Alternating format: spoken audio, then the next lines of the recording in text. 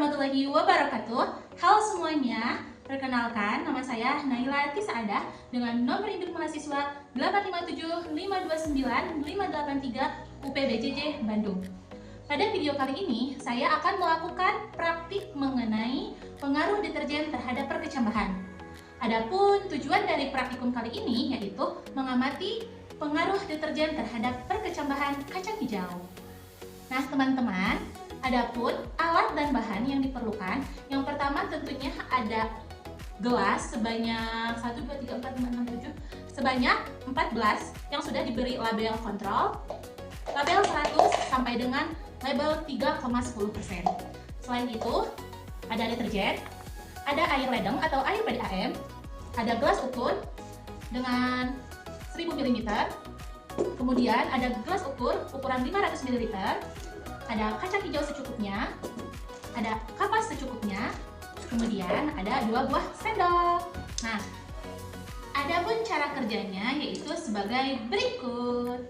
Langkah pertama, kita buat larutan induknya terlebih dahulu. Caranya, larutkan 1 gram deterjen bubuk ke dalam air ledeng hingga volumenya mencapai 1 liter. Larutan inilah yang kita beri label 100%. Nah, untuk mendapatkan konsentrasi lainnya, kita akan menggunakan teknik pengenceran bertahap. Ambil setengah bagian atau 500 ml dari larutan 100% tadi, lalu campurkan dengan air ledeng sampai volumenya kembali menjadi 1 liter. Dengan cara yang sama, kita encerkan terus larutan tersebut secara berturut-turut untuk menghasilkan konsentrasi 3,1%. Setelah airnya sudah masuk sesuai label, lalu kita masukkan kapas ke dalam gelas satunya lagi. Lalu kita masukkan kacang hijau yang kualitasnya bagus ya, yang tenggelam ketika direndam oleh air. Masukkan sebanyak 10 biji ke setiap gelas yang ada.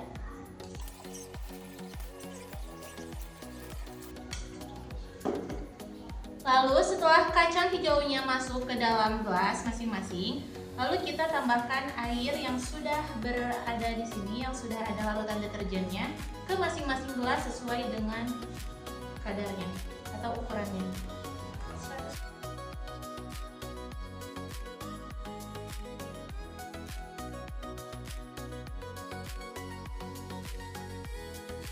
Nah, setelah semua kacang hijaunya masuk ke dalam cup, lalu kita tutup menggunakan kardus supaya tidak ada cahaya matahari yang masuk.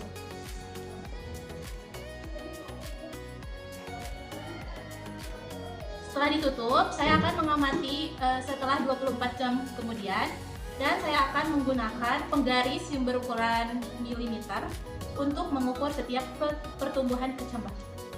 Nah, teman-teman, ini untuk kondisi setelah 24 jam.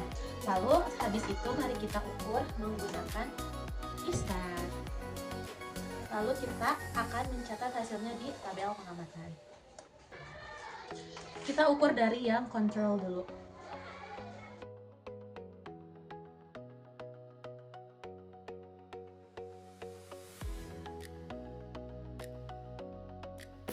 Memasuki 24 jam pertama, perbedaan mulai terlihat secara signifikan.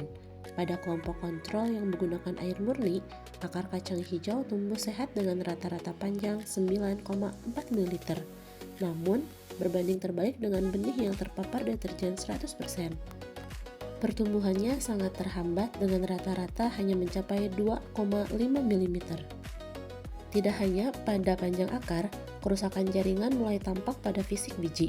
Pada konsentrasi tinggi, kacang hijau mengalami perubahan warna menjadi kekuningan.